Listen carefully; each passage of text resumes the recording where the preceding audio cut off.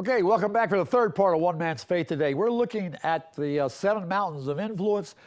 We hopefully here in the next few minutes are going to get to the number 6, which is arts and entertainment. But I want to read one more article. Now, this is it's called The Informer. It's from Intercessors for America. So this is Christian-based. This is a Christian-based news story. A major news report published today, whenever this was printed, August 31st, in the Journal of the New Atlantis, challenges the leading narratives that the media has pushed regarding sexual orientation and gender identity. Co-authored by 2 of the nation's leading scholars on mental health and sexuality, this report discusses over 200 peer-reviewed studies in the biological, psychological, and social sciences, painstakingly documenting what scientific research shows and does not show about sexuality and gender. The major takeaway from this report is that some of the most frequently heard claims about sexuality and gender are not supported by scientific evidence. Here are some of the major conclusions. The belief that sexual orientation is an innate, biologically fixed human property, that people are born this way, is not supported by scientific evidence. It can't be supported because God didn't make us that way. That's the whole thing. We are not born that way, contrary to Lady Gaga. We are born male and female. That's the way God made us, and God doesn't make junk. He's the one that set it up and said that a man shall leave his father and mother and cling to his wife, the female wife. That's the way God made us. He made us in his image. And what is this doing? It's trying to destroy that God made. Second point. Likewise, the belief that gender identity is an innate, fixed human property independent of biological sex, so that a person might be a man trapped in a woman's body or a woman trapped in a man's body, is not supported by scientific evidence. That's because we're not made that way. God doesn't make mistakes. It's wrong. What you're doing is you're saying, God, I don't like the way you made me. You're pointing a finger at God and calling him a liar. Number 3, only a minority of children who express gender atypical thoughts or behavior will continue to do so into adolescence or adulthood. There is no evidence that such children should be encouraged to become transgender, much less subjected to hormone treatments or surgery. Number 4, non-heterosexual and transgender people have higher rates of mental health problems, anxiety, depression, and suicide, as well as behavioral and social problems, substance abuse, innate partner violence, than the general population. It's because you've tried to twist something that is not right, and so it's reacting against what is true versus what you're trying to tell your body. Discrimination alone does not account for this disparity. You see, the LGBTQ community is trying to push, hey, it's all right, I was born this way, or I want to be this way no matter what, and it's wrong. It is wrong. Matter of fact, it is an abomination to God. So he's not going to set up just, so, oh, yeah, certain people may. No.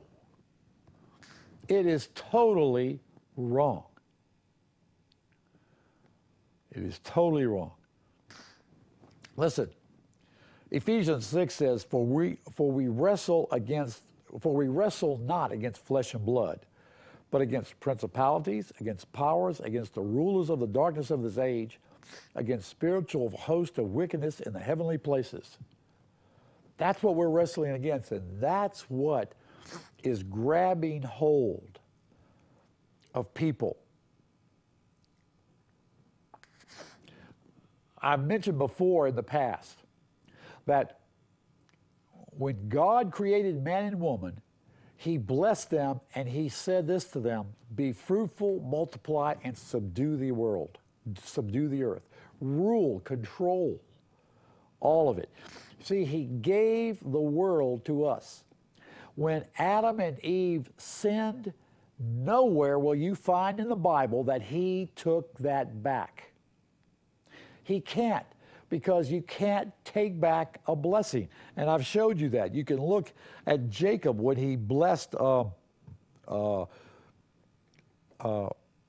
Isaac over Esau. Jacob, excuse me, when he blessed Jacob over Esau. If you go back and read that, you'll see that the blessing that he gave to Jacob, which was supposed to have been Esau's, he could not take back, nor could he use that same blessing on Esau. Blessings cannot be taken back. And so therefore, man in his sinful state is in control of the world. That's why it's the way it is.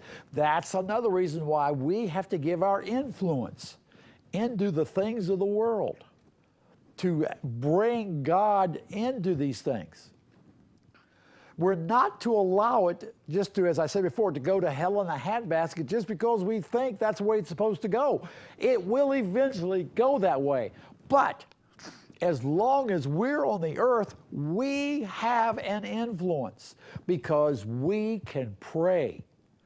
And God says, whatever you pray for and believe, you will receive it. We've got to understand that and grasp hold of that. That's why there has to be a rapture, so that the influence, the demonic influence can grow to be able to have that end time Armageddon. We've got to be taken out, because as long as we're here. As a matter of fact, I think I showed y'all this last week in Genesis, when it came to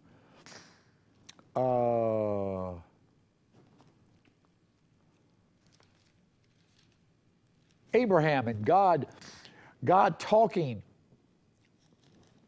to God talking to Abraham. And he said, I'm going to go down, and I'm going to see what's happening in Sodom and Gomorrah.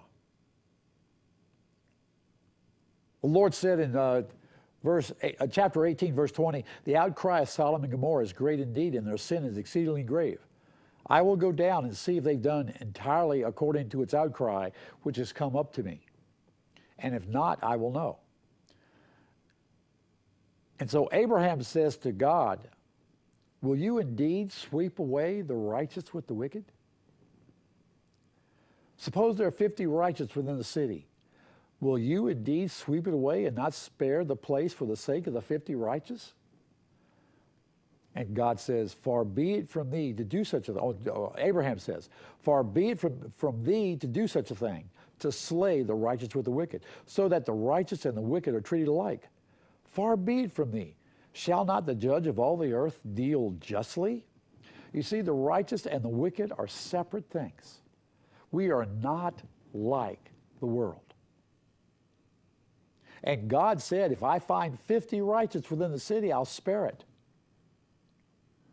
on account of those 50. And Abraham got him down to 10. And each time God said, I'll spare it. He said, if you can find 10, I'll spare the city. What I want you to see is that the righteous and the wicked are different. We are not to be treated alike. And God did not say to Abraham, well, no, you're wrong on that account. See, and we've got people, even preachers, that say, oh, why should we be treated any differently? Well, because we're the righteous. That's why. And God backed him. He says, yes, if you can find that many. So as long as we're on the earth, God cannot bring the tribulation. Because that would be mixing us with the wicked, unless he set us off aside, kind of like Goshen in the land of Egypt. And I don't think there's anything that can back that part up. So he's got to take us out, hence the rapture. And so the rapture's got to come before the tribulation can start. So we are different. We are different. And we're going to be treated differently, and therefore we are to have our influence into the things of the world. And we can, if we'll come together and work on the common core, and that is Jesus, and bringing his kingdom in. Jesus says the kingdom of heaven is at hand. It's here. That's what he's saying. Heal the sick, cleanse the leper, cast out demons, raise the dead. Because the kingdom is here, do these things. Do these things. And so we are to bring the kingdom of God into the world. It doesn't mean that everybody's going to like us. That's not the point. The point is we are to bring our influence into our society and show them who God is, giving them the chance to be able to come to him. All right, time for my last break, so let's go ahead and take that, and I'll be right back.